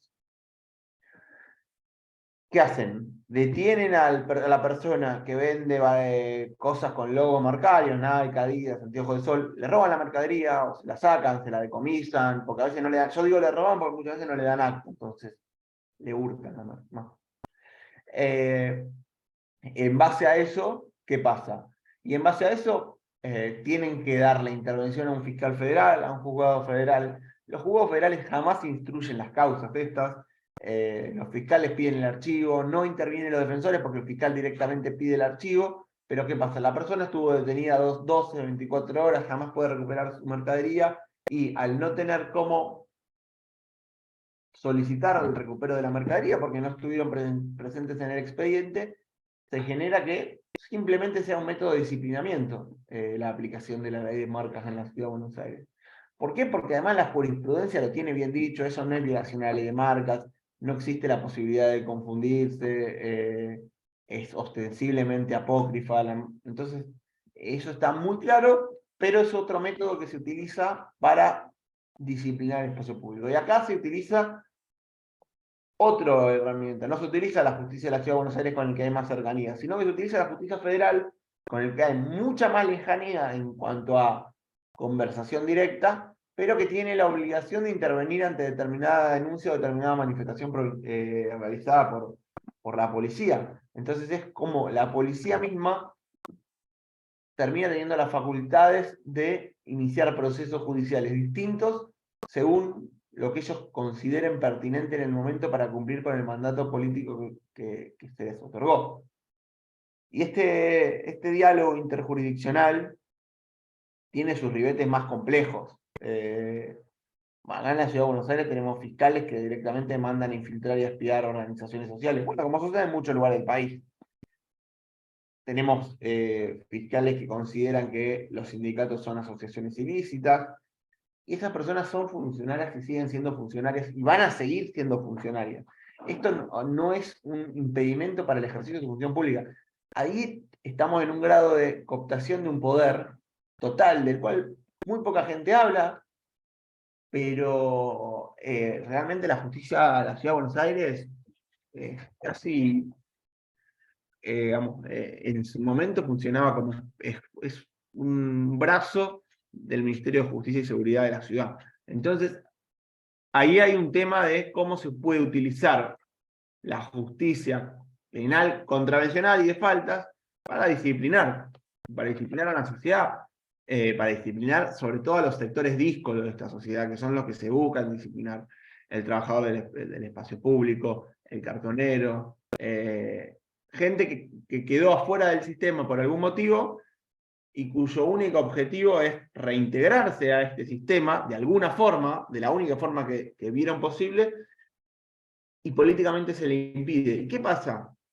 Políticamente se le impide este tipo de cuestiones, pero igual que contaba Sergio en Córdoba, el aumento de la fuerza de seguridad, el aumento de la policía, el aumento de la seguridad privada, el aumento de la persecución penal, no genera un aumento de la sensación, entre comillas, de seguridad de parte de la población, sino por el contrario, los robos, los delitos violentos proliferan, no hay ningún tipo ni hablar de los barrios populares, pero hablemos de los barrios de clase media, que es a los que están destinadas esta política. O sea, no cumplen con ningún objetivo concreto, más allá del objetivo político que es disciplinar, perseguir y imponer. Pero no cumplen. No es que en el marco de todo esto que haya más policías o que se genera que haya menos robos. No hay una situación ahí tangible con respecto a eso. Y eso, desde la Ciudad de Buenos Aires, por lo menos el mensaje que se da es: bueno, esto es porque tenemos menos policías, o los tenemos menos preparados, o son menos violentos de lo que deberían ser. Entonces hay como una especie de situación autoimpuesta que es: siempre la solución va a ser la policía. Si no se puede resolver con 100 policías es porque debería haber 1000. Si no se puede resolver con 1000 es porque debería haber 10.000. Entonces, nunca van a estar equivocados, o nunca van a asumir que están equivocados con la forma de afrontar la cuestión, y siempre los destinatarios de estas cuestiones van a ser las clases populares, que son los que verdaderamente van a sufrir esto. Y para ir esperando las preguntas y para ir terminando un poquito con respecto a esto, voy a contar un caso en el cual se mezcla todo esto y que muestra cómo puede terminar una simple contradicción, ¿no? Estamos hablando del 12 de marzo del 2020, antes de que, cuando el COVID ya existía, pero todavía no existía la cuarentena que vivimos. En el marco de la Ciudad de Buenos Aires se dio uno de los operativos comunes respecto a la venta en espacio público en la calle Porredón. Inspectores del AGC empezaron a levantarle la mercadería a determinados trabajadores. La mayoría mujeres y ancianos, ¿no? La variar, pero esta era la población destinataria. Sin la presencia de policía, sin nada. Una de las personas, al ver esto, y al haber sido decomisada varias veces y no haber podido recuperar su mercadería, lo cual es fruto de su trabajo, digamos, una mujer de 77 años que se llamaba Beatriz Mechato Flores, forcejea con un inspector de espacio público, que obviamente tampoco le iba a dar el acta, nada, solamente le iba a arrebatar sus cosas. Corre, digamos, para evitar ser decomisada, cruza en rojo Avenida Porredón y es atropellada por una moto. La mujer falleció a los 6 días.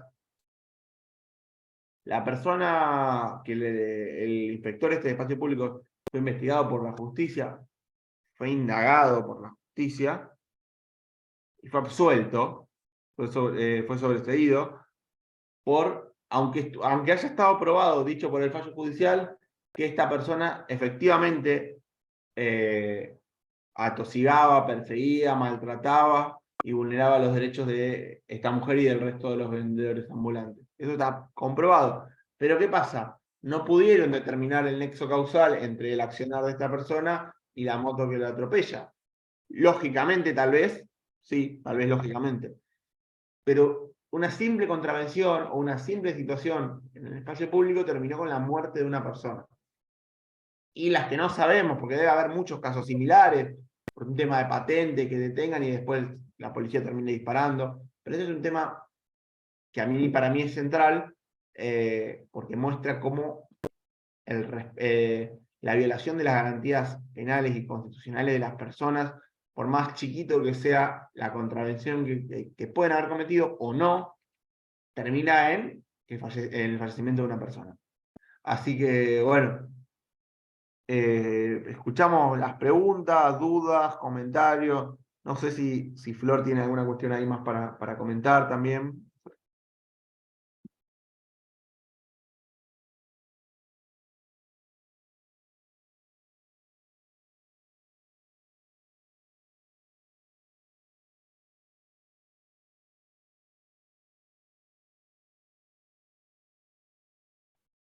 Yo mientras, para ir salvando el silencio, en esto que bien marca Nico, de que hay como, nosotros por ahí hablamos de formas de criminalización indirecta, ¿no? De la protesta o de los sectores populares y demás. Acá en Córdoba algo que es como moneda corriente, ahora menos, por el proceso propio de organización y demás que ha tenido el sector, pero durante mucho tiempo la ley Sarmiento fue la gran herramienta de persecución a los carreros, eh, de manera absolutamente injustificada, porque si uno dice, no, realmente hay un maltrato animal, hay un animal que la está pasando mal, etcétera, etcétera, bueno, está bien, discutámoslo.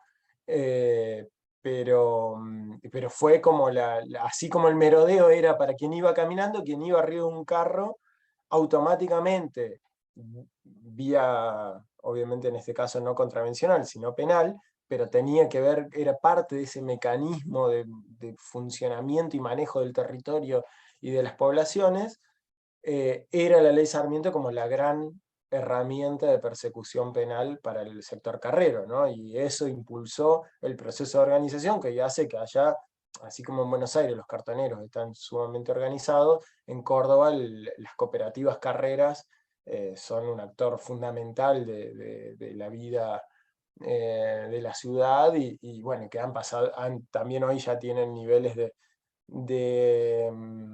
de formalización y de dignidad del trabajo muy distintos a los que tenían hace varios años atrás. Nada, quería acotar eso porque me resonó mucho lo que Nico contaba respecto también de los carreros en el caso de Córdoba. Ahí Enrique levantó la mano. Muchas gracias, Sergio. Muy bueno, Nicolás y Sergio. La verdad, muy útil, muy claro todo. La consulta tiene que ver con lo práctico, o sea, ¿qué herramientas legales aconsejan o son más usuales llevar a cabo para combatir estos códigos contravencionales, que además tienen en algunas provincias una superposición y van en tándem, tanto a través de una ley provincial como una ordenanza municipal? ¿Cuáles serían las herramientas más eficaces para derribar esos códigos? Gracias. Mira, ¿Puedo yo hacer? perdón. Sí, vaya Nico, vaya Nico. Yo creo que lo primero y principal, una parte es la parte política, que es la de visibilizar, tratar de adosarle y generar que tenga la mayor cantidad de garantías penales, o sea, todas las garantías penales, pero visibilizar y demostrar que es derecho penal y que por tanto corresponde que tengan las garantías penales de derecho penal.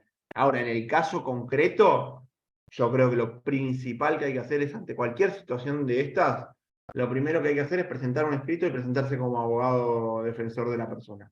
Ahí, al ya la persona tener un abogado defensor o tener una persona que se presentó como abogado defensor, necesariamente van a tener que hacerle correr todas las garantías del proceso penal, o va a ser mucho más difícil que se vulneren ese tipo de garantías. Muchas veces se trata de evitar que se presenten los abogados y no, esto se resuelve antes, se resuelve administrativamente. Bueno, el consejo es, ejemplo, te secuestran un caballo y bueno, yo me siento, o sea, soy un imputado a una situación contravencional, me presento con un abogado. En el hecho concreto yo ya puedo presentarme con un abogado.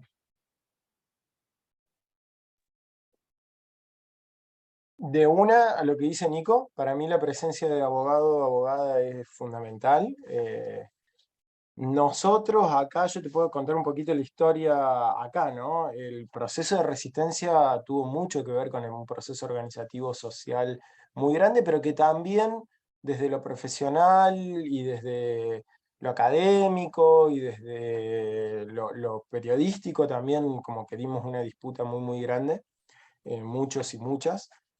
Y al punto que cuando se presentó, el mismo día que se votó el Código de Convivencia adentro de la legislatura que reemplazaba el Código de Falta, nosotros afuera en la plaza estábamos presentando, lo estaba buscando a ver si lo tenía ahí a mano, un código, un kit de resistencia, le llamamos, que armamos un grupo de abogados y abogadas que estuvimos trabajando aceleradamente desde que tuvimos el texto del nuevo Código de Convivencia que nos pasaron desde la legislatura, donde ya analizábamos un poco ese código de convivencia para que haya herramientas, porque lo que nos pasó a nosotros cuando les contaba, me recibo en 2005 y tengo que empezar a defender gente que era detenida constantemente por código de falta, que tuvimos que empezar a ver de cero todo. Entonces dijimos, no, bueno, vamos a dejar herramientas. Y en eso, por ejemplo, hicimos un análisis muy exhaustivo de la parte procesal para ver dónde estaban los huequitos, ¿no? Para meternos, porque hay una parte, a ver, y esto me parece que es importante, que tiene que ver con un poco el espíritu de este seminario en su conjunto, ¿no? Cuando lo pensamos, lo armamos, lo construimos. La abogacía popular, o quienes de alguna manera desarrollamos o desplegamos algo así como la abogacía popular, sí hay una característica que lo diferencia de aquellos que hacen litigio estratégico, por ejemplo, sin desmerecer una cosa ni otra. No estoy diciendo ni que una es mejor ni que otra es peor, sino que en términos de características es que nosotros buscamos como una eficacia y una eficiencia en lo que hacemos inmediata, ¿no? Porque no queremos que nuestro defendido o defendida bueno, vaya apelando hasta llegar a tribunales de no sé dónde para generar jurisprudencia. Si sucede y si hay que hacerlo, bueno, tenemos que estar en condiciones técnicas de hacerlo. Pero mi objetivo cuando me presento como abogado o abogada de cualquier compañero o compañera detenido es que salga inmediatamente, ¿no? Y que inmediatamente quede limpio sus antecedentes y demás, porque él tiene que seguir laburando, tiene que darle de comer a la familia, tiene que recuperar el caballo que le sacaron al Sarmiento, etcétera, etcétera. Entonces, en eso nosotros trabajamos mucho sobre lo procesal, ¿no? Todos los abogados y abogadas sabemos que un juicio que puede estar en términos sustanciales muy bien argumentado, lo perdés en lo procesal o lo ganás en lo procesal. Entonces, como recomendación, poner mucho el ojo ahí.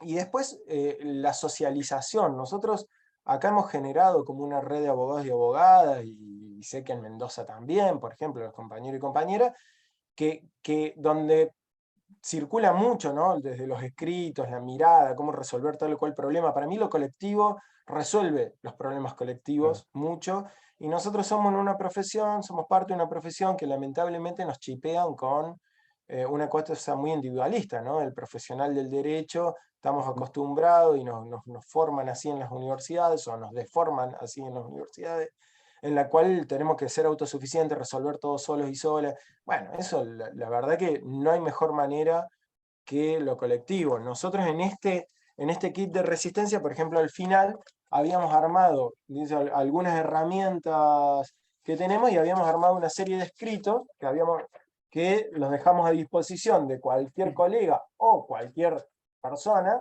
de organización y demás que supiera cómo presentar distintas opciones desde lo procesal que habíamos encontrado para suspensión, por ejemplo, revisión en sede judicial del arresto, un recupero de libertad, cómo armar un certificado comunitario, porque de trabajo comunitario, una propuesta de trabajo comunitario, porque una de las opciones que tiene el nuevo Código de Convivencia es reemplazar la pena por trabajo comunitario, como la mayoría son compañeros y compañeras vinculadas a las organizaciones sociales, lo que hacen todos los días, digamos, es muy sencillo de...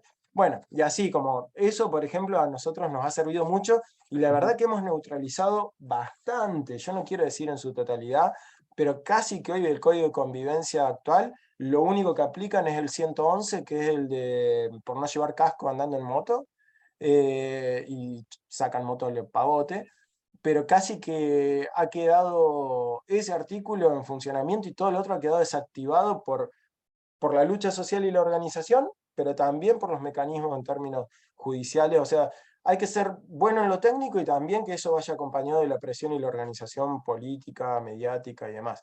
A mí me parece que no hay muchas opciones frente a un Gracias. poder. Última consulta, Sergio. Ya Sí. que lo tocaste el tema desde lo colectivo, ¿cómo ves la posibilidad de una red de organizaciones populares con personería jurídica litigar, llevando acciones colectivas, como por ejemplo una acción declarativa de certeza, una acción de inconstitucionalidad, también hacer el esquema de participación con junta de firmas y tomando esa iniciativa? Es como mandar a hacer, decir que el caballo blanco de San Martín sea blanco y que lo diga un juez, Claro, ¿no? de una. ¿Lo ves efectivo? ¿Hay Sí, antecedentes total. con los que podemos contar? En materia contravencional, acá por lo menos yo no recuerdo que haya sido efectivo en esos planos. Ahora, para mí es efectivo en términos que también activa una cuestión política y de difusión, visibilizar los sótanos de la democracia, digamos, siempre es visible, es útil.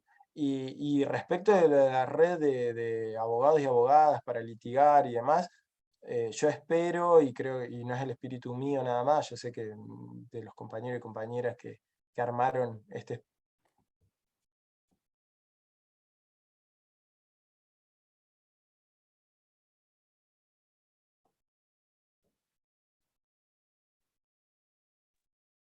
Bueno, de nuevo, el federalismo tecnológico nos ataca de nuevo.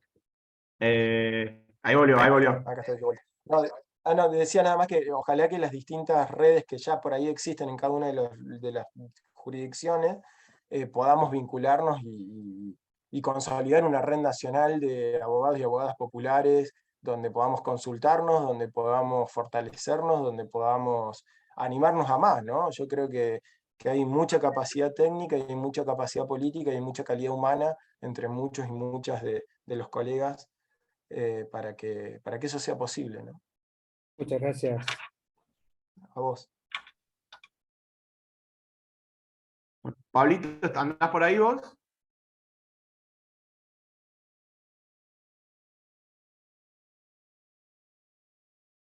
Pablo, Sí, ahí andamos. ¿cómo andas, Nico? No sé ¿Cómo si, bueno, no sé si Flor, porque me había dicho recién, estamos cerrando ya la clase y el curso, así que la idea era hacer un pequeño cierre. Flor me había dicho recién que iba a tener uso de la palabra Florencia, ¿es así? Aquí estoy, Pablo. Bien, bien. ¿Se escucha bien? Para no colarme en lo que habíamos acordado. Dale.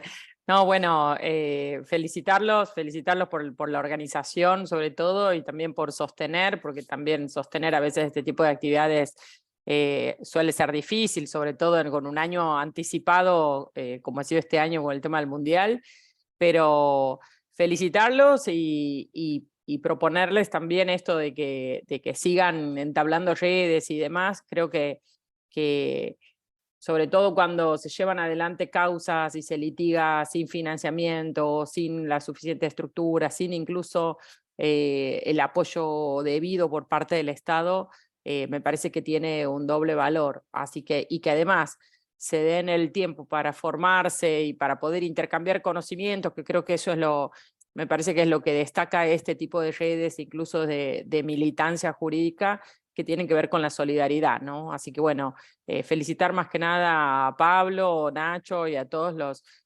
los y las que han continuado cada una de las clases, ¿no?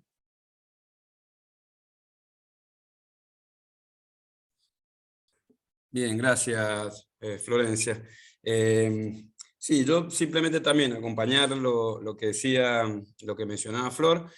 Quería aprovechar en línea de lo que venía planteando en la clase Nico y Sergio, y que también Enrique desde San Luis, desde Cuyo también, venía comentando.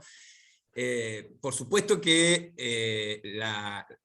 incluso esta instancia de formación o de capacitación o de intercambio de experiencia respecto a la abogacía popular, que es lo que hablábamos también en otras clases, que no es un término jurídico la abogacía popular, las causas populares, sino también es una posición política y es un concepto que tiene que ver con la militancia o el activismo.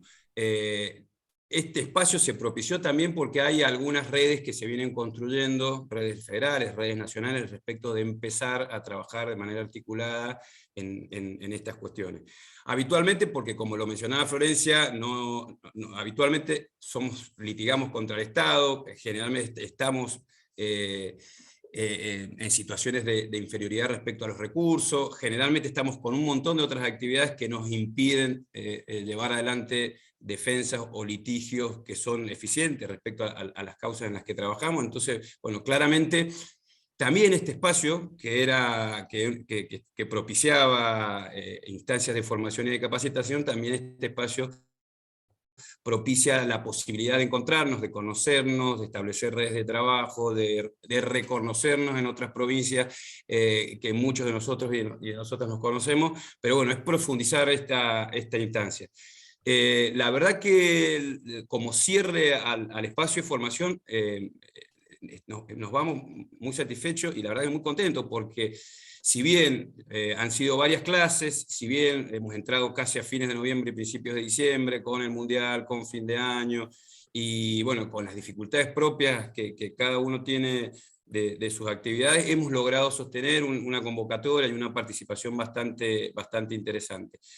Pensaremos para el año que viene con las organizaciones que convocamos este espacio, INESIP, CEPA, SUMEC, Palabra Justa, el CELS, ¿cómo lo continuamos, ¿no? El próximo año, qué temas le agregamos, qué temas se pueden sumar, cómo también aportamos para hacer más accesible y más amigable el espacio de encuentro, por ahí sí se pueden hacer algunos encuentros regionales presenciales o en algunas provincias. La idea es que sea el punto de inicio de una articulación y un trabajo en red que existe y que le vamos dando forma en el camino. Me parece que lo que propuso Alberto al principio cuando se abrió el espacio, que es empezar a circular entre nosotros herramientas concretas, específicas, determinadas, que nos permitan hacer los litigios más efectivos, sobre todo en el ámbito de las causas que trabajamos. Creo que eso era un elemento innovador o un elemento nuevo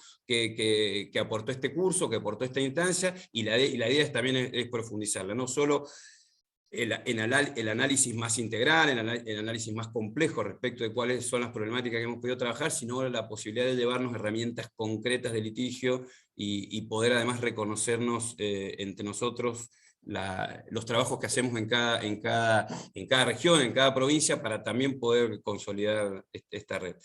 Así que nada, simplemente agradecer a todas las organizaciones que participaron, Ignacio, Florencia, bueno, Flor, compañera nuestra de SUMEC, que también ha estado en la coordinación, y nos quedamos a disposición. La idea es sistematizar todo el material que fueron dando los docentes en cada clase, poder ordenarlos. Están las clases también grabadas, ya después vamos a verlo con Nacho, cómo ordenamos y sistematizamos eso y los ponemos a disposición también, y por supuesto los contactos de las organizaciones que formaron parte de esta instancia, y pensar el año que viene cómo la potenciamos y cómo la consolidamos. Así que bueno, eso, simplemente gracias a todos, a todas, y bueno, nos veremos pronto.